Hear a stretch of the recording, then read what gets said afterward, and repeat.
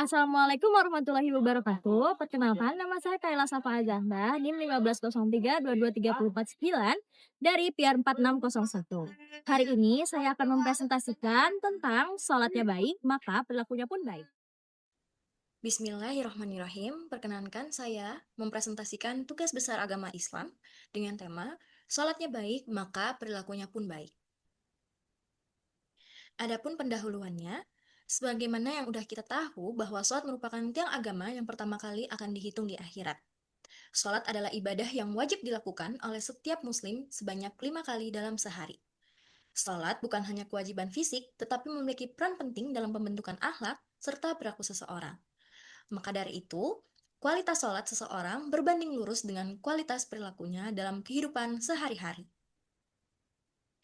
Sholat sebagai sarana pembentukan akhlak. Menurut bahasa, sholat artinya adalah berdoa. Sedangkan menurut istilah, sholat adalah suatu perbuatan serta perkataan yang dimulai dengan takbir dan diakhiri dengan salam sesuai dengan persyaratan yang ada. Sholat berfungsi sebagai alat pembentukan akhlak karena, pertama, adanya tauhid atau mengesahkan Allah, yaitu menumbuhkan rasa takut dan cinta kepada Allah yang akan mengendalikan perilaku kita. Lalu ada khusyuk atau kehadiran hati, yaitu meningkatkan kualitas pengendalian diri dan fokus untuk menumbuhkan kedamaian dalam berperilaku. Lalu yang ketiga ada kedisiplinan waktu. Sholat yang dilakukan tepat waktu mengajarkan disiplin serta tanggung jawab kepada kita. Adapun dalil Al-Quran mengenai sholat dan berperilaku bunyinya seperti ini. A'udzu billahi minasyaitonir rajim. Innas salata tanha 'anil fahsya'i wal munkar. Yang artinya, sesungguhnya salat itu mencegah dari perbuatan keji dan mungkar. Quran surat Al-Ankabut ayat 45. Di mana diartikan bahwa salat yang dilakukan dengan benar akan membimbing seseorang untuk menjauhi perbuatan fahsya atau keji dan mungkar atau dosa. Artinya, sholat yang dilakukan dengan benar memiliki kekuatan untuk menjauhkan seseorang dari perbuatan dosa dan berperilaku buruk. Perilaku kita seperti kejujuran, menjaga lisan, dan tidak melakukan perbuatan buruk merupakan cerminan dari kualitas sholat yang kita lakukan. Lalu, ada hadis terkait sholat dan berperilaku, bunyinya seperti ini. Man lam tanhahu sholatuhu anil fahsyai wal munkari falam yazdad minallahi illa bu'da. Artinya, barang siapa sholatnya tidak mencegah dari perbuatan keji dan mungkar, maka ia hanya semakin jauh dari Allah. Hadis riwayat Ahmad. Dari hadis ini menunjukkan bahwa sholat yang tidak membentuk akhlak yang baik akan menjadi sia-sia. Dengan kata lain, sholat yang baik harus berdampak langsung pada perilaku kita, jujur, sabar, menjaga hubungan baik dengan sesama, serta menghindari keburukan. Lalu, dampak sholat yang baik pada perilaku sehari-hari. Yang pertama, ada mengatur waktu dengan baik. Salat mengajarkan kedisiplinan dalam menjaga waktu. Salat yang tepat waktu biasanya lebih teratur dalam kehidupan sehari-hari. Lalu, membentuk sikap sabar dan tenang.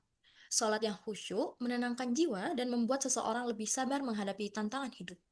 Orang yang salat dengan baik biasanya lebih bijak dalam bertindak. Lalu, ada meningkatkan kepedulian sosial. Salat meningkatkan kita untuk menjaga hubungan baik dengan orang lain. Salat berjamaah juga menumbuhkan rasa solidaritas serta kepedulian sosial.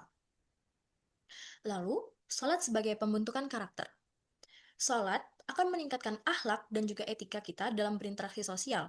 Dari salat akan mendorong kita untuk selalu bersikap jujur, adil, dan menghormati orang lain. Lalu, sholat juga akan menumbuhkan kedisiplinan waktu. Sholat yang dilakukan tepat waktu meningkatkan kedisiplinan dan tanggung jawab dalam kehidupan pribadi maupun profesional. Lalu, sholat akan mengurangi stres dan juga kecemasan. Sholat akan memberikan ketenangan batin yang sangat bermanfaat dalam mengatasi tekanan hidup. Lalu, adapun tantangan sholat pada zaman saat ini. Yang pertama, adanya gangguan teknologi seperti media sosial dan juga handphone menjadi salah satu penyebab utama sulitnya fokus saat sholat yang dapat menyebabkan sholat menjadi tergesa-gesa atau bahkan terlewat. Lalu yang kedua, adanya kesibukan serta kemalasan. Kehidupan yang sibuk sering membuat sholat menjadi terbengkalai. Selain itu, ada tantangan lain seperti godaan untuk menunda ibadah demi hal-hal lain. Yang ketiga, sholat hanya sebagai formalitas. Beberapa orang mungkin melakukan sholat hanya sekedar formalitas tanpa meresapi makna dan nilai-nilai di dalamnya, seperti terburu-buru dalam ruku maupun sujud. Lalu solusinya adalah yang pertama menjadwalkan sholat, menjadwalkan waktu sholat. Dari handphone kita bisa menggunakan aplikasi pengingat azan atau alarm untuk tidak melewatkan waktu sholat. Yang kedua ada meningkatkan kualitas ibadah dengan memastikan bahwa kita sholat itu secara khusyuk, tidak tergesa-gesa dan sesuai dengan ajaran Islam. Yang ketiga ada memperkuat iman, yaitu memperbanyak zikir, membaca Al-Quran, untuk menenangkan jiwa dan memperkuat hubungan kita dengan Allah. Untuk solusinya masih banyak lagi, masih banyak kegiatan-kegiatan positif yang bisa meningkatkan keimanan kita untuk selalu melaksanakan ibadah sholat. Lalu dari presentasi ini dapat disimpulkan bahwa sholat yang baik akan memperbaiki perilaku dan akhlak seseorang.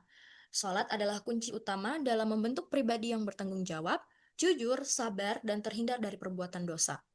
Jika sholat dilakukan dengan khusyuk dan sesuai dengan tuntunan, maka perilaku kita akan mencerminkan kualitas sholat tersebut.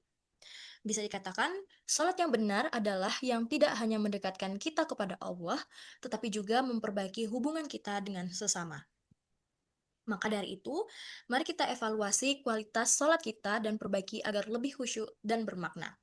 Dengan sholat yang baik, kita tidak hanya mendapatkan pahala, tetapi juga membentuk diri kita menjadi pribadi yang lebih baik, baik dalam kehidupan pribadi maupun sosial. Syukron. Sekian dari presentasi saya. Mohon maaf bila ada kesalahan atau kekurangan. Wassalamualaikum warahmatullahi wabarakatuh.